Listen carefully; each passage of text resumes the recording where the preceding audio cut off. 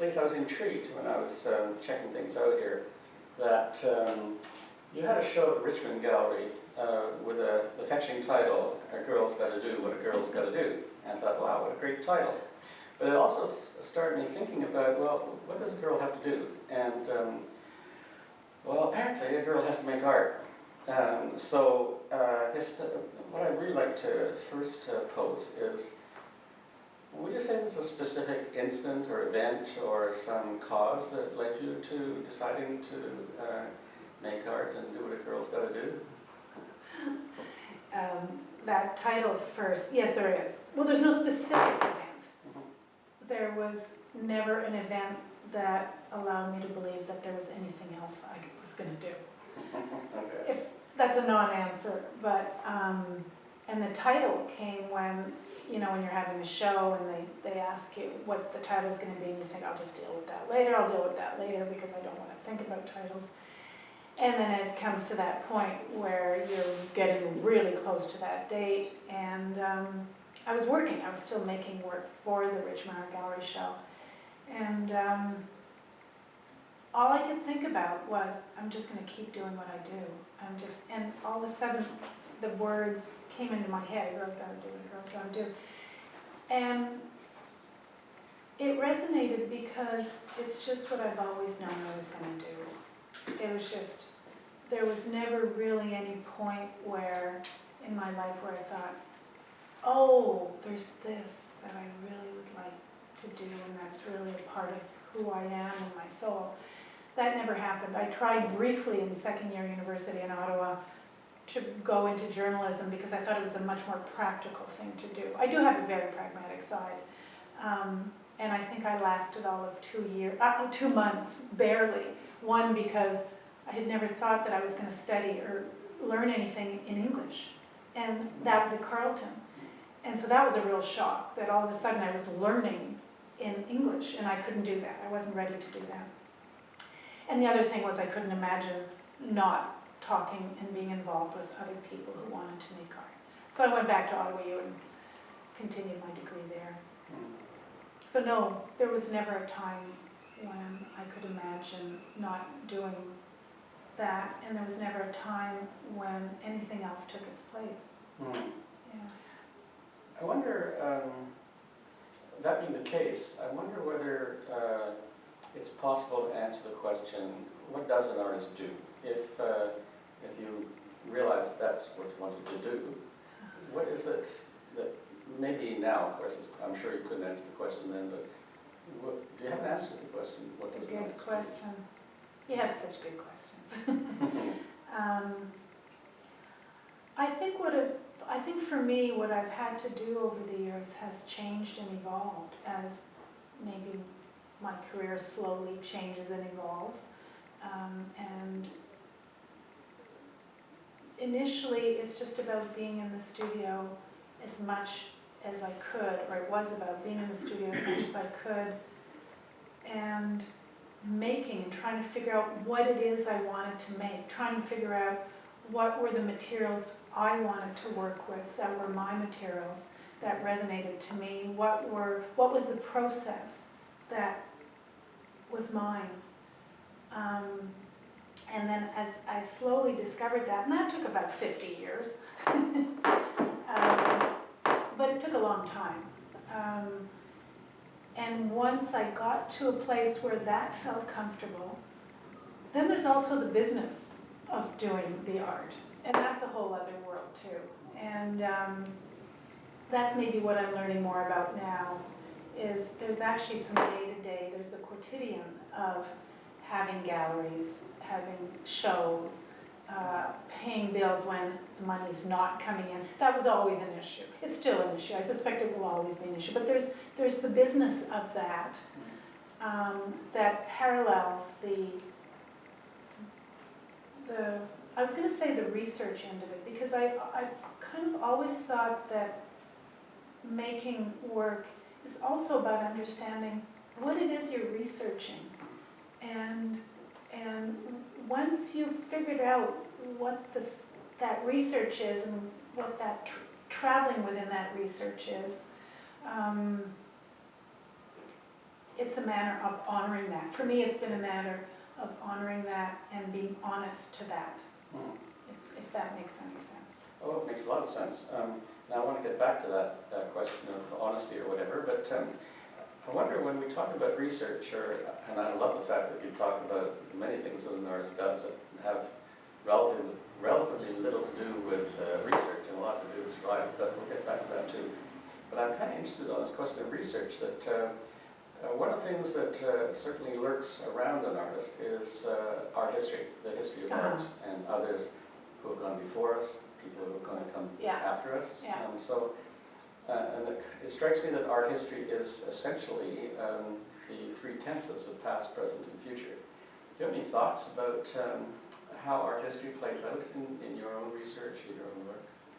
I think it plays out hugely. I can remember growing up at home. I was really lucky because my mom wanted to be an artist, but she never was. She didn't. Her family didn't have the money to send her to school for very long, and when she did, they didn't quite. It didn't really exist. She's 86 now, and she couldn't really manage that. And so, but we had a lot of books around the house. They were the traditional books. They were books about Rembrandt's life, Van Gogh's life. They were biographies, but nonetheless they were around.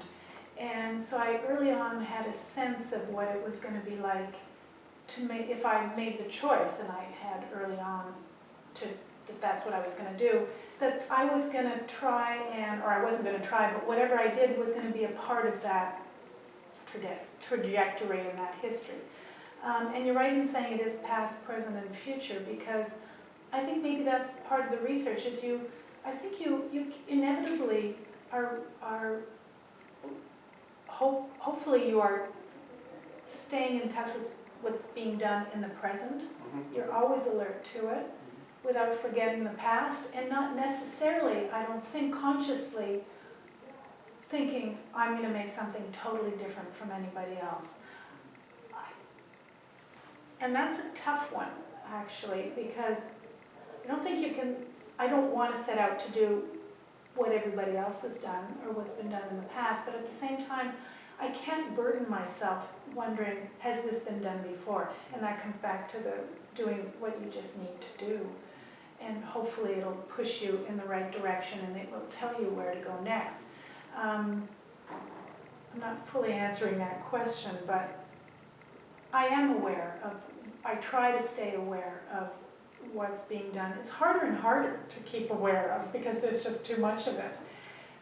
So true, but there are a couple of names that you've mentioned in the past that have been important to you, and I'm not necessarily equating that with art history, but I'm just kind of curious. You've mentioned Philip Guston and Louise Bourgeois, Eva Hess, and Lemieux as cases. Absolutely. What part does their work play, do you think? It's interesting because you discover that as time goes by, and you keep looking at these artists, and you're around these, or some of them you're around, and you look at their present work. I'm thinking of what Liz does. You keep looking, and you keep looking at.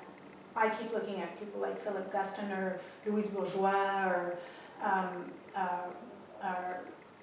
Eva Hesse, and keep rediscovering what they do, and it takes on new meaning.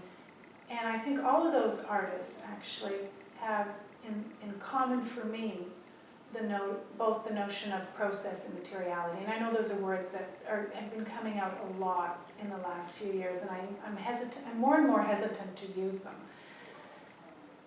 But they're a big part of what I keep learning from what I make to keep making something else. It's what tells me where I'm going to go next. Within the vocabulary, the materials that I have at the moment, and they keep expanding, I hope. But yeah, they've been artists, I think, mostly because they are makers of things. Lyse, art history. Right. Now the public generally doesn't have a lot of art history behind them. Of course, curators, critics, and professionals do.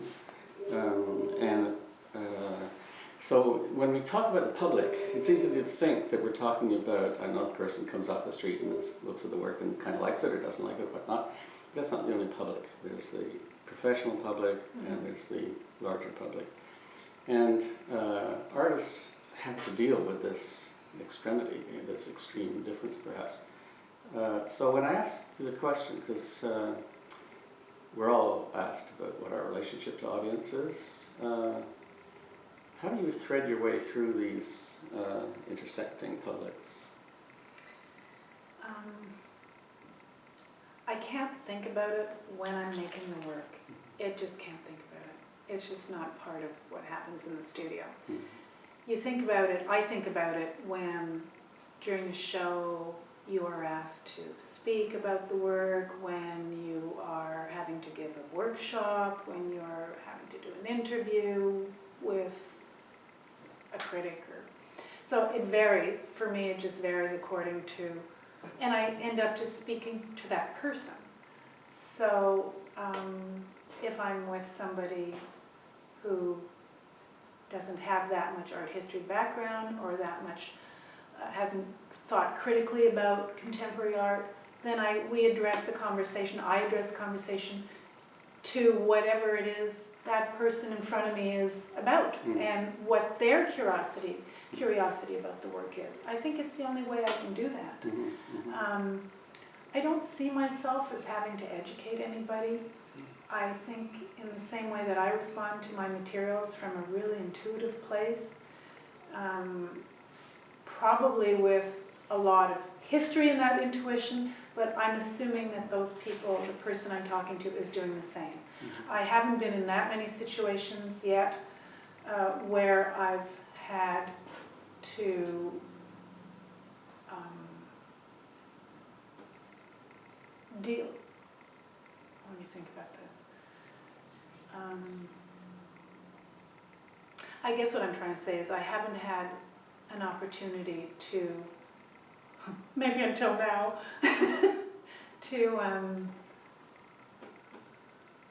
to not be able to speak to somebody about the work. Like, it just hasn't happened yet.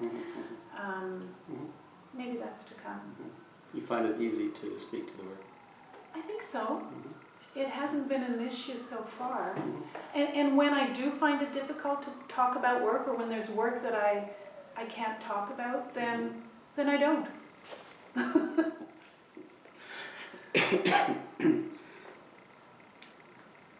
I think maybe you mentioned a little bit ago about process materials, and I'm kind of curious about, I'm going to start with process.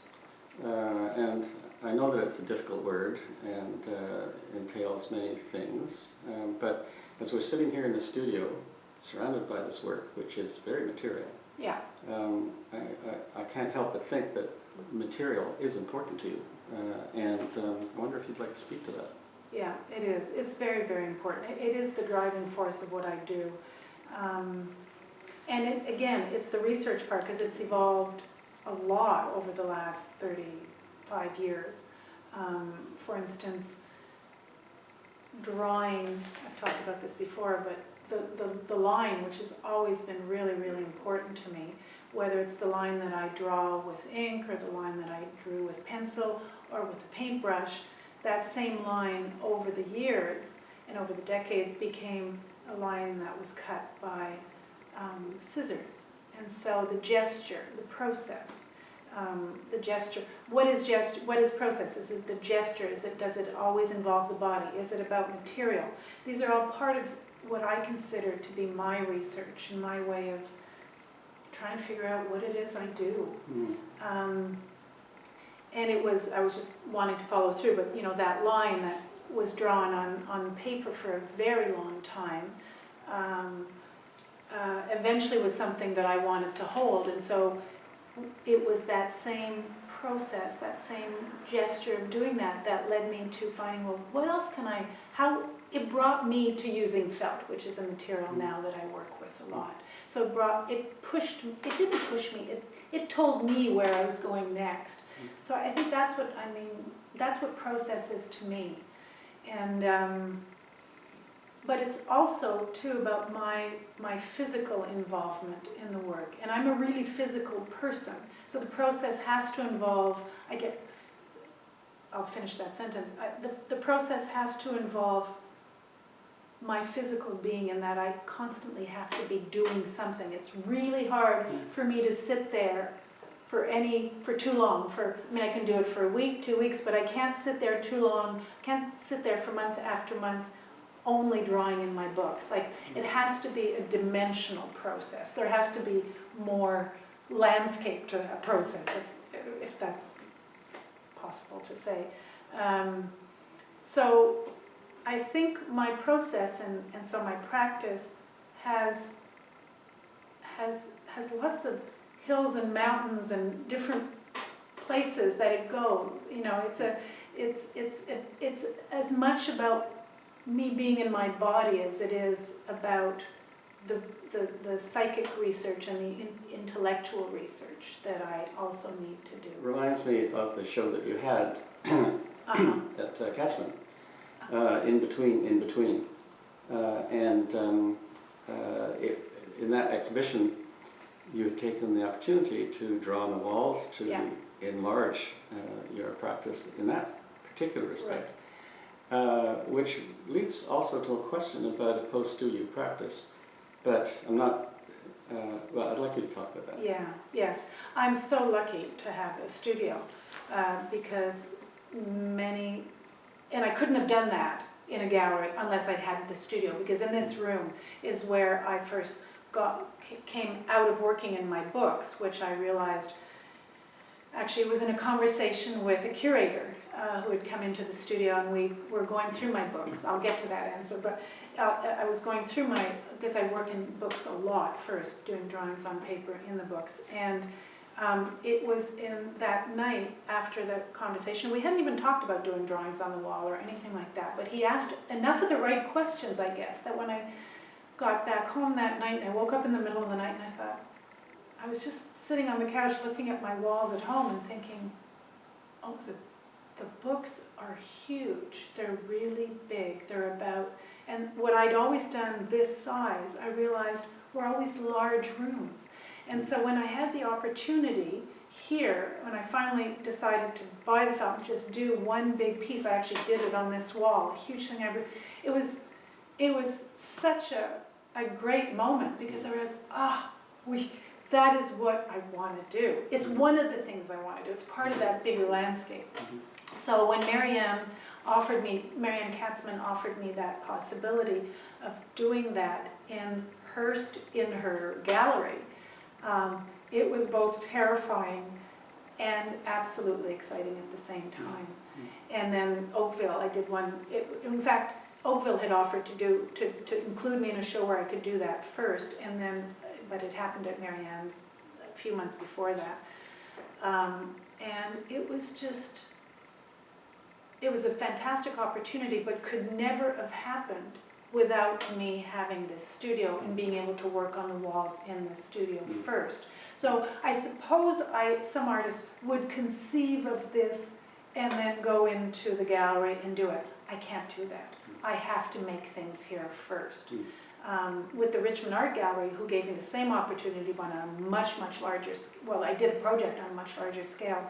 I had to be in that space for months before I knew what I was going to do in there. I couldn't draw it out without being in the space. Then I'd come back to the studio and draw it out. So there is, and I hope there never will be, a post-studio practice for me, because my studio is the place. It's the place, yeah. And talking about the work then for a bit, Lyse, you talked about the relations between material and idea, but I want to press this question of idea, and you talked a little bit about delving into your memory, and the notion of the exquisite corpse, which somebody mentioned with respect to your work, which I think is rather exquisite, if you might say, because it brings in the body, and you talk about the body, gestures. Would you like to talk a little bit more about how ideas generate the work? around these questions, perhaps the body, gestures, the exquisite corpse?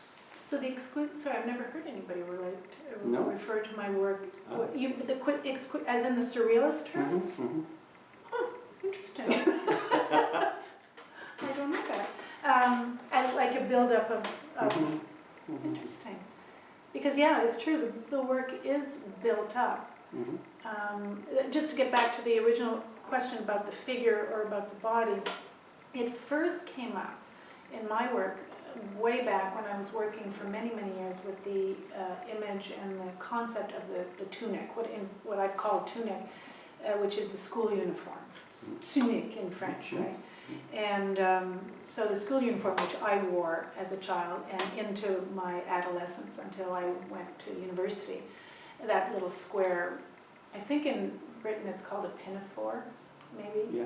You know, with the square, which was a very formal, I used it as a very formal image and drawing, which was both about the body but about architecture as well. It was kind of a building-like shape if you formalize it.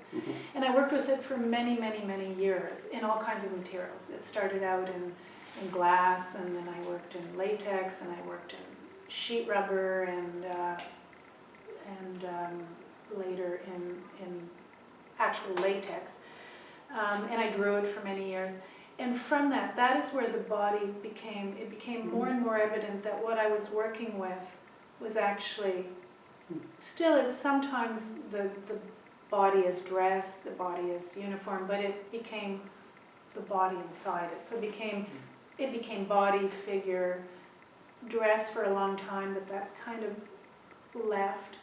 More recently, the skirt has come back, and but that actually happened because both because it's skirts to me, and the pleated skirts were lines, so that darn little dress came back, but pleated this time, and so it seems to be a big part of my vocabulary.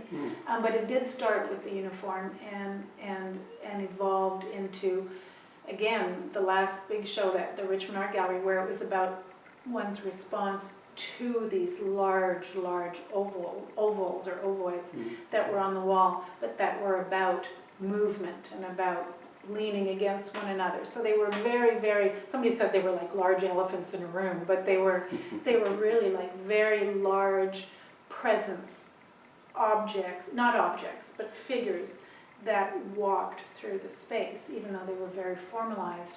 I think to me there still was a reference to these initial uniforms that I had worked with 35 years ago. But they were mostly about your response, the body response in the room, and to these objects there, to these, not objects, I keep saying that, but they're to these drawings. I'm very interested by this question of the uniform, the school uniform, because, you know, I went to private school and I wore a similar kind of outfit until I at grade 13 and went to university too. So I'm fascinated by that, and something that always occurred to me after the fact was the incredible sense of repression, repressed and very formal intent that the school uniform provides. Particularly when you think that the person in the uniform is going through incredible emotional changes. And the school uniform becomes a kind of lockdown, you might say, of all that emotional change and changing desires and so on and so forth. And I'm kind of interested, but therefore by that phenomenon. Do you ever reflect on this question of the phenomenon of the school uniform? I often wonder, what is it? I mean, I spent so many years thinking, what is this obsession with this uniform? And when I relaxed around that question and not tried to figure it out, I remembered something. And I specifically remember the day when it occurred to me, I can remember as a kid, because for me the uniform, I have to say, I wasn't going to private school. This was for les écoles séparées, so it was for French francophones. We didn't call them francophones then, they were called French Canadians in Ottawa.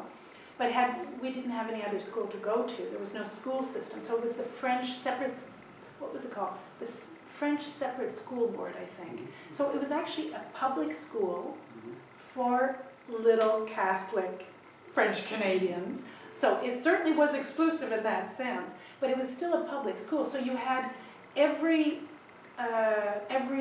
class of financial class, how do you say that? Yeah. Level of. So what the uniform did, at least at that time in that school, there was only three actually, when I got into high school. But it meant that everybody from the neighborhood who was French Canadian and later Francophone went to that school. And the uniform actually democratized us all. It meant that we didn't know who was rich, who was poor, who had and had not. You know, it just, so in that sense, the uniform evened us all out. And I think I can remember that because it was only evident when maybe you'd go to somebody's home afterwards and they didn't have what you had, or they had less, or they had more, but we all looked the same. So in that sense, the uniform was that for me. But it was also a real sense of security in a pretty unstable environment at home. And so I think the rigidity that you're speaking to, which I think is absolutely true, was at least when I was, between grades 1 and 8, was a real sense of, okay, now I'm kind of feeling okay here because I know where I'm at. So it was really this physical thing that I took on, and maybe that's where the building, and maybe that's where this shape sort of, it kind of became a nice place to sit in, and that was ordered. It was about order versus the chaos that existed elsewhere. And so I'm not sure if that answers a little bit of what you're, but for me it was a different personal experience. And also, what I remembered about it, which is so, specifically between grades 1 and 3, I was studying with the white nuns of Les Sœurs Blanches d'Afrique, the white nuns of Africa. So they were missionary nuns.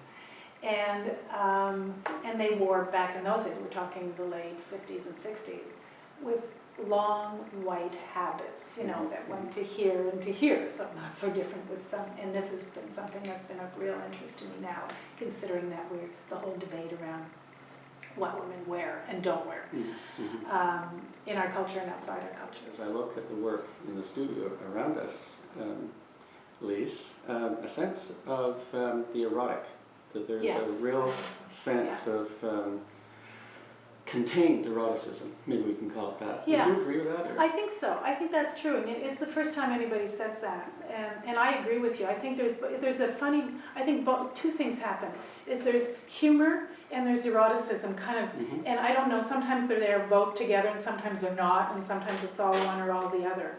And, but I think that is true, and I think it's difficult for me as a woman making art and dealing with issues of the body, issues of vestment and dress and what we inhabit, to not bring those things in. I don't think they're fully, I'm just letting it happen. I'm not fully conscious of all of what is there, but I know that a lot of the lines I work with are often protrusions and extrusions and appendages, and so my lines are certainly relate to, I think, the erotic in subtle and not so subtle ways.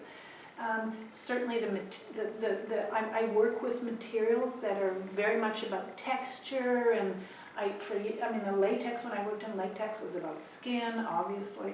Not too subtle, that one, but it was that, layering. I don't have that much to say around that because I think it's still part of what I'm trying to figure out. And maybe that's why sometimes humor comes in, because I think it's funny that I even deal with that, but it could be shyness from that too. I could be not quite knowing what to do with it, but not wanting to not do it. Well, you know, as we talk, I think, how about this? What is the line between humor or comedy and the erotic? Yeah. And it strikes me that comedy by its nature is an explosive force. You come out of yourself through humor, and you're willing to do things that you aren't willing to do in another situation, let us say a dramatic one. Would you agree with that? Yeah, that's a really beautiful way to put it. So maybe that's why I brought in and I've never talked about it in those terms before, but maybe those two words seem to fit right now in this conversation.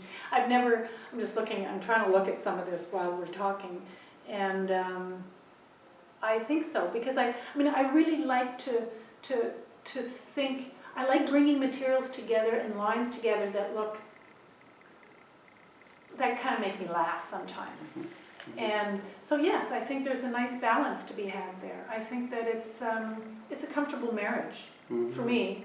And again, because behind you I'm looking at a column that I had in the last show, and it's hundreds and hundreds of shirt collars that I put together on this huge 12-foot, not huge, 2 feet diameter by 12-foot column. And as I was making it, there are times when I'm making things and I'm thinking, this is a really silly thing to do. And it's so much fun, and I'm having such a good time doing it, because there's nothing else right now that I would rather be doing. And there's no other art gesture right now that I would rather be doing. It's what I have to do, back to the title. But it makes me laugh. And that's a good thing. Totally. That's not a bad thing, because God knows this is not a funny planet. We were talking a few minutes ago, Lyse, about the studio and post-studio practice and so on and so forth. And you were just saying that you have worked with public commissions. On the other side of the scale, coming back to the studio and one of the main financial supports for an art practice, which is collectors. And collectors come in all sorts of shapes and sizes. And I just wonder what thoughts you have about collectors, about the acquisition of your work, and maybe the ideal collector in your experience, so that the collector that would for you seem the most appropriate approach to the work. Well, unfortunately, I don't have a huge experience with collectors. I'm hoping to someday. That's the aim, is to get them lining up and really get to figure out which one of them I'm going to have an association with. So far, it hasn't been the case. I suppose, well, so clearly it would be a great thing to have them, and because it means that the more I sell, the more I can keep doing what I do, and I can pay for this studio, and I can just keep having the life I'm hoping to continue having. But I suppose, having heard from my friends and people who do have people lining up to buy their work, that ideal collector is the person who thinks about the conversations that happen in his or her collection between work. And so they are thinking, well, this piece makes sense with this other piece, and they're going to have a thing happening between them in my home or in my foundation or in my apartment. And it's obviously, I would imagine, having that person who you can sit down with and discuss about where you're going with your work. And if that work is shifting, then you can talk about that, and they can ask you questions about the work and why that has happened and where it's gone. I remember my partner Al telling me that he had this wonderful, this person who would collect his work, and when the work shifted at one point into really quite dramatically different kind of work, she said, Noelle, we have to sit down and you've got to talk to me about where this is going, because I want to keep buying, but I don't understand what's going on here. And they had meetings, they had conversations about it, and I thought, wow, wouldn't that be fabulous? Yeah, I mean, I don't know that many people do that, but I think that would be a nice place to start. But having people, lots and lots of people buying my work, that would be just great. And the truth is, if they don't want to have a conversation, I'm okay with that too. No, I'm being facetious, but that would probably be the ideal situation. It would be to be able to sit down and just talk about the work. It's really exciting. I mean, I have had a few people come in who buy work and come into the studio and get really just excited about being in the studio and being able to take things out and showing work and saying, this is how it happened. And having somebody excited about that is a great thing. It's a great thing. So. I like what you were just saying about the collector, the ideal collector perhaps, being curious about how the work shifts from one point to another. Right. And I'm remembering that you made a statement at one point that in 1975, when you saw an exhibition called Some Canadian Women Artists, exhibition that I saw as well, that this shifted your thinking. Yes. And of course that's a long time ago, and obviously your work has shifted many times, but do you want to talk to that process of shifting? Yeah, that was hugely, hugely important. I was quite young, so the work hadn't really had an opportunity to shift, but the understanding, and maybe this actually harks back to the first question of a momentous event in one's life. It was a huge thing. It was a really important thing. In fact, I had the catalog for years and years, and it was always with me in the studio. And just a few months ago, I realized I didn't have it anymore, and thank God, a friend here, another artist, had one, and she said, you can have mine. And it's like, oh, my life is okay again. I have my catalog back. But it was a fantastic show for me, and it was a fantastic event, I think, in Canadian art history, to see. I hadn't realized that until that point, that all the work I was looking at was by men. And there was nothing wrong with that. There was absolutely nothing wrong with that. But all of a sudden seeing work by women, and they were making things that were in space. They were making things in a way that was actually very material. We were talking earlier about the material and process. And this is a long time ago, and I think that was something that really stuck with me as well.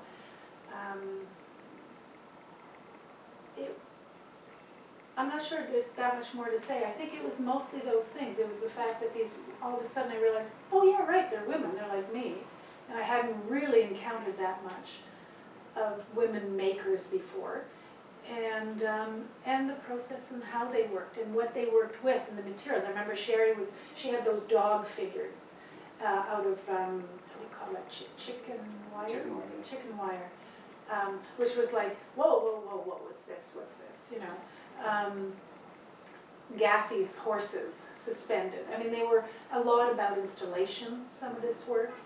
What did you think of the title? Some Canadian Women. I never thought about it before. If I thought about it now, you're right. Yeah, that was a pretty weird title, wasn't it? I've never thought about it. Yeah. But the show happened, thank God it did. But you're right, no. And I was too young, I was 75. How old was I? I was born in 56. Actually not that young. But yes, it is an odd. I should go back, and I haven't looked at that essay in there for years and years. Yeah. But it happened, as you said, which was good. Yeah. One of the things that comes up around the collector, or the idea of acquisition, is maybe the separation, you might say, between something that sells, looks good, is completely finished, as it were, is appropriately boxed, if you want, and the role of theory, or critical evaluation, critical thought, philosophy, that works within an artist's practice. And I'm curious to what extent theory, philosophy, or social critique, whatever it might be, to what extent that might play out in your work. It doesn't play out hugely, actually. When I was younger, I remember reading a lot of Jean-Paul Sartre and Camus, and existentialism was a really very important place for me for a while, maybe in my 20s and mostly 20s probably, early 30s. And that sense of the absurd and it's still with me. So more in that realm, not so much. I did for a while read, as we all did, Kristeva and a lot of the thinkers that were in the 80s, but it was probably too academic for me. It wasn't enough about making, or at least I didn't think about it that way, and I didn't relate it to my own practice that way. So it's not a huge thing. And because I have this real sense of urgency in my life, like I'm going to die tomorrow. And I've been like that since I was a kid. When I didn't die at 21, I thought, oh, geez. The rest is geez, I really got to pick up my act here. But nonetheless, no, I actually really still do have that sense of like, I really don't have a lot of time. And so, which is no excuse for not taking the time and sitting down and doing more reading that way. But again, two things. I think I don't have time, and I really don't like sitting down. It makes it really hard to read. Although I am really considering doing the audio thing so that I can keep moving and thinking at the same time. I'm being very facetious, but no, it hasn't played a huge role so far. What about reading fiction or literature? Yeah, it's fiction. If any, it's fiction, and but I can't. I looked at those questions and I thought, oh, what am I going to tell them about that? I was recently reading 100 Years of Solitude, but I really like the absurd. I mean, when I do read, I really like reading things that are either actually almost more sci-fi but surreal and absurd. That seems to make most sense to me. Something like Dune. Yeah, exactly.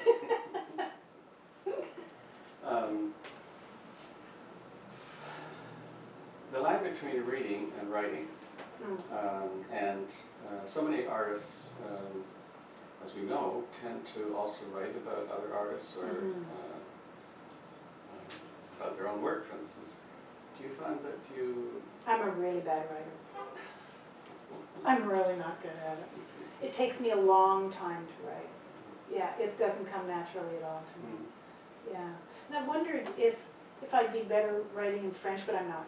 Oh, I was going to ask. It's not even an excuse, no. No, I just don't think that I'm not good at it. I can get there, but it really does not come naturally to me. I look at my colleague Marina Roy, who is a fabulous writer. I mean, I'm surrounded by friends who are fabulous, who are artists and who are fabulous writers. And they love writing. And I think how lucky they are that they can do this. Imagine they get their grants for writing just done like that.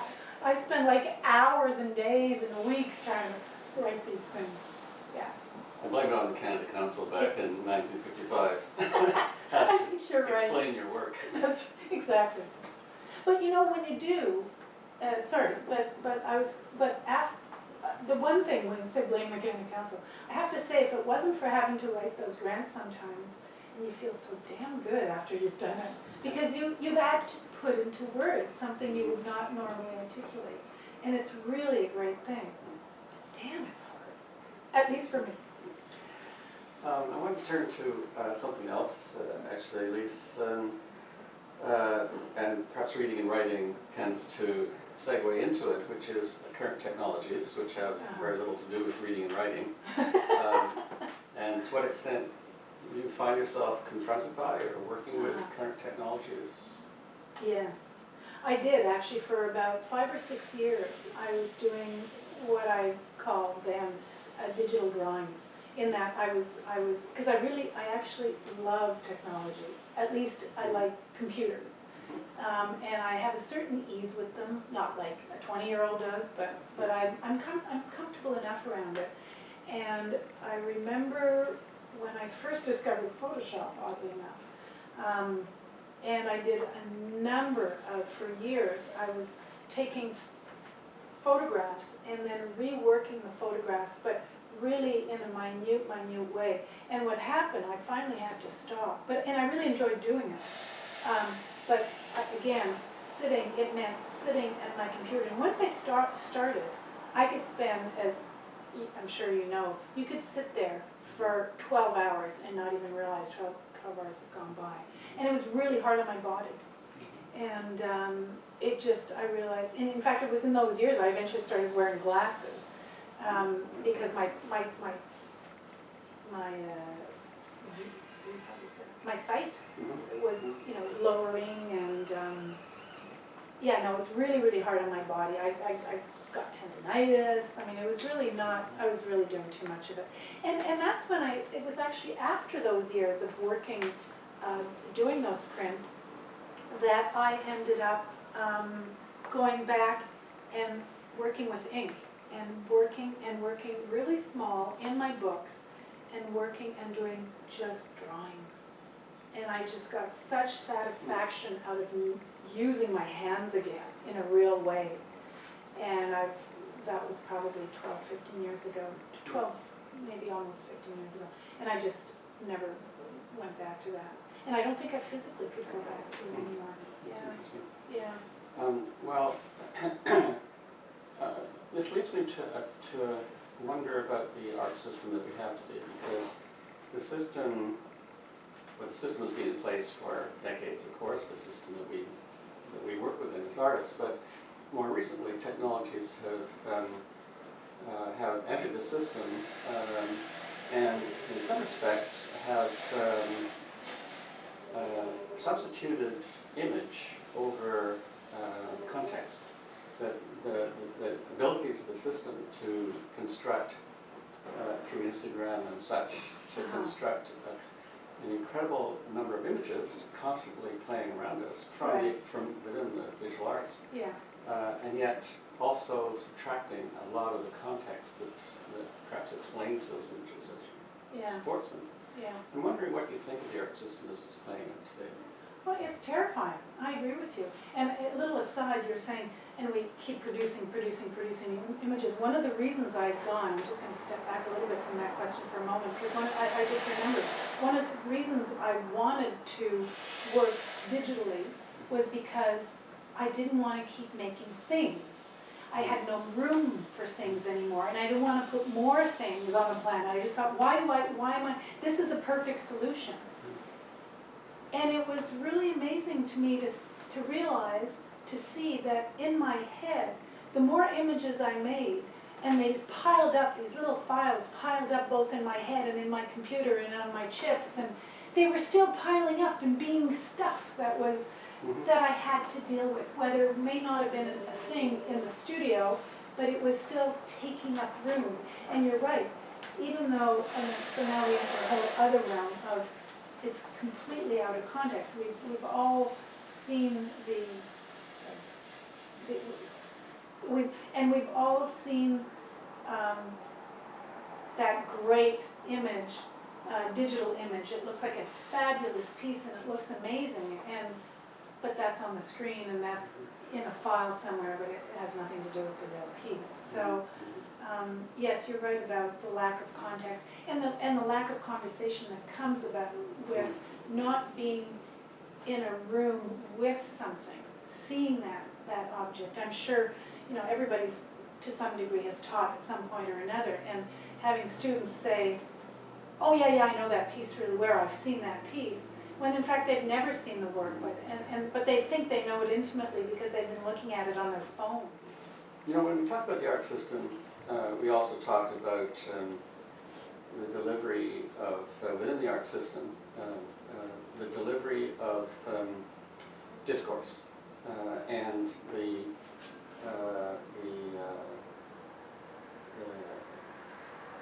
positions that are occupied within the art system.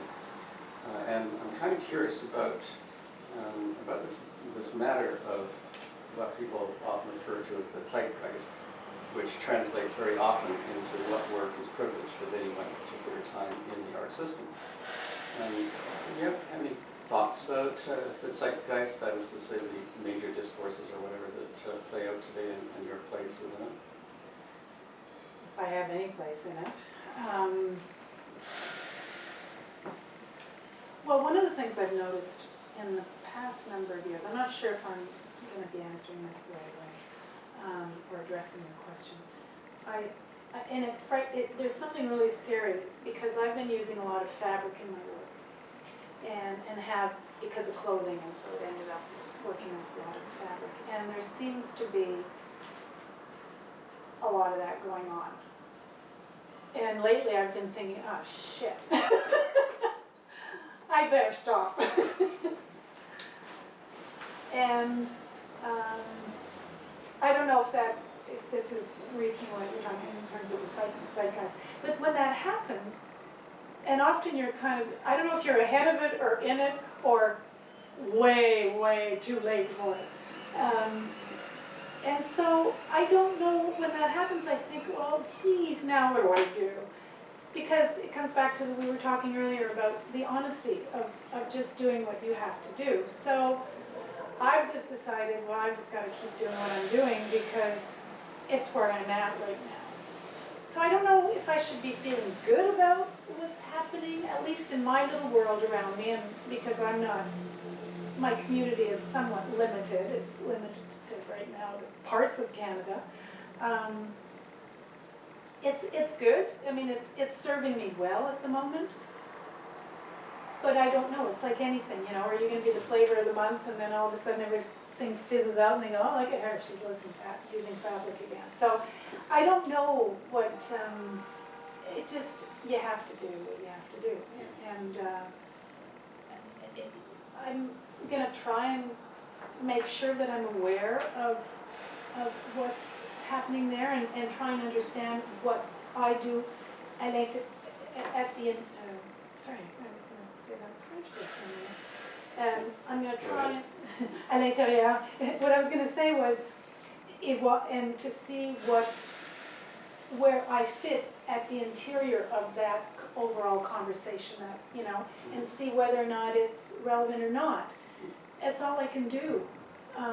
Whether or not, I'm not deliberately trying to make anything that's part of an overall trend or zeitgeist or way of thinking. It just happens, and maybe maybe that's what happens, is that there's something in the air and then people go to those. I think maybe there is a return. I have this theory. We were talking about computers and the digitized world, digital world, where there was a while where everything is like the surface. Nothing had texture. I mean, photographs, and it's not to say photographs aren't a good thing, but everything was through a lens, literally. And the image itself was this almost impenetrable thing that you couldn't always, it was just about that. And so maybe it is that people need surfaces and texture, and they need to touch things, you know. And maybe that's why some of us are using the materials we're using. I don't know. I know that that's a big part of why I'm doing it. I just need it after working all those years in front of a screen, and also because my job was editing sound. So I was like constantly in front of sound, in front of a screen editing or, you know, taping interviews. I just wanted something real to hold again. And maybe me and the rest of the world, we're just looking at the same things and thinking the same things, and that's how it comes out. I think that's probably very true. I want to come down to the question of what we call survival and perseverance. We all know that, and certainly many people perhaps exaggerate the degree to which, well, artists, of course, sacrifice a lot in order to be artists, whether they're living in a garret or not. Yeah. They're clearly not part of the fleshy middle class. So there's a lot of pressure, career pressure on an artist, which translates often into home life crises or at least sacrifices Sure. of one's kind of. Do you want to talk Yeah. a little bit about your experience of that? And I don't think it is, yeah, the cliche is there, but I certainly think it's true. It's very true for many of us, whether you teach or not, but certainly more so if you don't teach, where you don't have a secure job, and you have always, in parallel to whatever jobs you've had, you have tried to maintain your studio and your practice.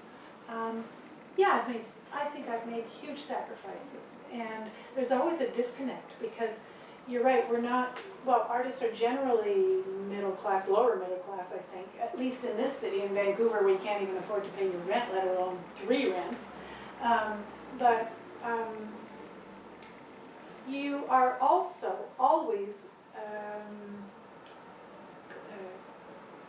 côtoyé, you're always living with the generally upper middle class or other, so you're part of that world, but you're certainly not going to be traveling with these people, and you're not going to be living and eating in the same restaurants generally as these people, so who are the collectors, and and the older you get, the harder that becomes.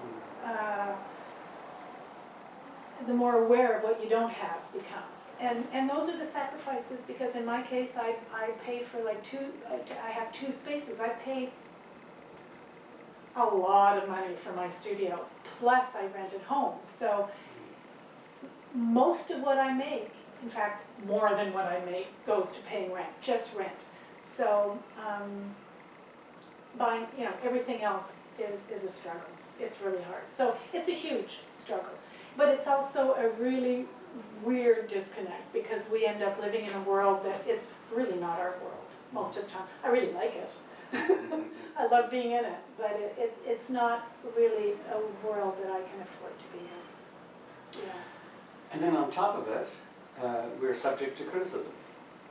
And I'm kind of curious, and this is my last question, what kind of criticism, which all artists face, of course, if we're public, we are obviously the subject of critique or criticism. Yeah. And I don't mean criticism in a negative sense necessarily.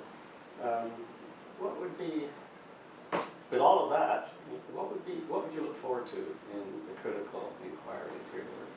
Oh, what would I look forward to? Oh, because initially I think I was looking at the questions, I was thinking of the question, does it affect me? Does that, And when I first thought of that question, I thought, no, it doesn't affect me. I just keep doing what I'm doing. And then I realized something came up even here at the studio, and there was some question, somebody was sort of looking at something and they were questioning something about the work, and I realized how actually sensitive I am, no matter what, and how it does make a difference when somebody says that's fantastic, or I really like what you're doing there, or where this is going, and where somebody goes, what the fuck is that? Sorry about that. It does make a difference, and whether it reflects itself weeks later or days later, because all of a sudden you've changed that piece and you haven't realized that something had changed, or that had an influence on that change. The kind of critical reviewing, or the kind of critical conversations I would like around the work are similar to the ones we were talking about with collectors, probably, or with curators, or you just want to do what we're doing now, which is to have a conversation about how this happens, or where it's going, or what the work, well, I guess to have somebody talk about the work in that greater context and say, right, this makes sense because when you were here 10 years ago, or when you were doing this, that it's all making sense. And I think, certainly for me, I can't speak for others, but that's what I want. Because to me, it always feels like I'm still doing the same thing. Of course I see the difference, but I think this is still the same inquiry. This is still the same research that I'm doing. And And to have somebody say, oh, right, that makes sense because you did that, and they get it, they bring that in, it's fabulous. That's what you want.